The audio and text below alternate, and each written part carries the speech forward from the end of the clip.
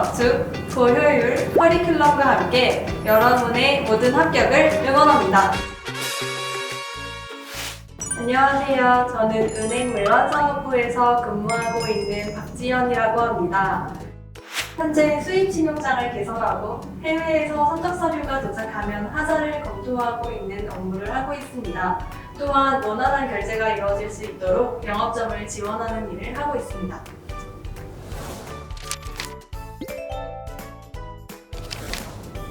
은행에서 신용장 업무를 할 때 UCP 600 원문을 봐도 답이 나와 있지 않거나 실무에 바로 적용하기 어렵게 쓰여져 있다는 생각을 가지고 있었습니다.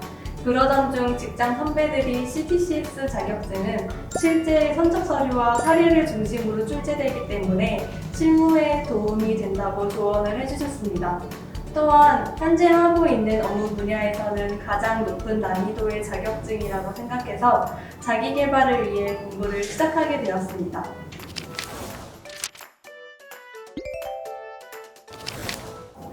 준비 기간은 총 1달 반 정도입니다.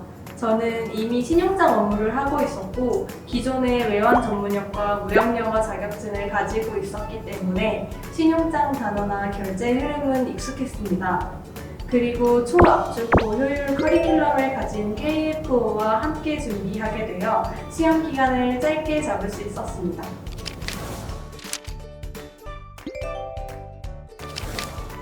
시험 공부는 크게 3가지로 나눌 수 있을 것 같은데요. 처음 2주 동안은 KF CDCS 강의를 커리큘럼대로 수강했습니다. 그 후 2주 동안 주관사에서 제공하는 원문을 읽고 연습 문제를 풀어보았습니다. 마지막 2주는 문제풀이 강의를 듣고 모의고사를 최대한 많이 풀어본 후 오답노트로 정리했습니다. 실제 시험을 보고 느낀 점은 문제풀이가 정말 중요하다는 것이었습니다. 이론을 이해했더라도 실제 시험에서 나오는 어휘와 중요한 포인트가 달랐습니다. 또한 이론에서는 다루지 않는 자금 세탁 방지나 무역거래 추세 등이 출제되고 같은 부분을 여러 번 물어보는 문제가 많았습니다. 따라서 최대한 문제를 많이 풀어보고 오답노트로 개념을 정리해둬야 불필요한 감점을 줄일 수 있을 것 같습니다.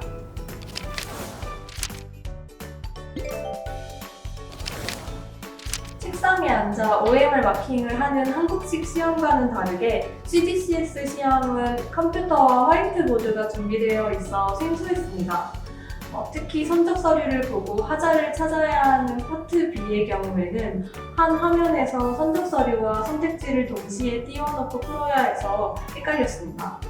하자를 찾는 문제는 OX로만 표시해두면 정답을 찾기 어렵기 때문에 저는 화이트보드에 T자를 그려놓고 왼쪽에는 하자가 아닌 선택지를, 오른쪽엔 하자인 선택지를 표시해 답을 쉽게 골라낼 수 있었습니다.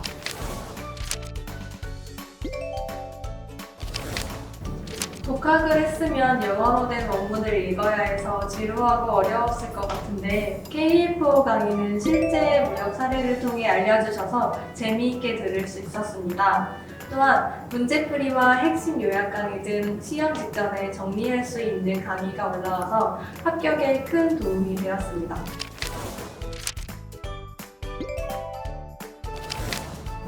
앞으로 은행원으로서 여러 방면의 전문성을 갖추기 위해 신용분석사와 국제무역사 등 자격시험에 응시할 생각입니다.